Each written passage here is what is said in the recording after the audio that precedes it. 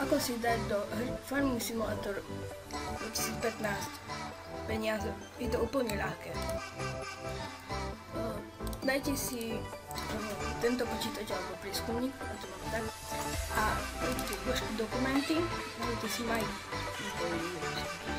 Game, Farming Simulator 2015, ja si dám Save Game 2, rozklikneme, dáme si tu druhé, alebo Career Save Game, a dáme upraviť, hľadať Money, OK, a tu je 2007. No, ja si tam dám ešte pár nul, OK. To zrušíme, dáme túto krížik a dáme uložiť. No, a tak sa dajú peniaze. Je to ľahké, ak sa ti videjko páčilo, daj like.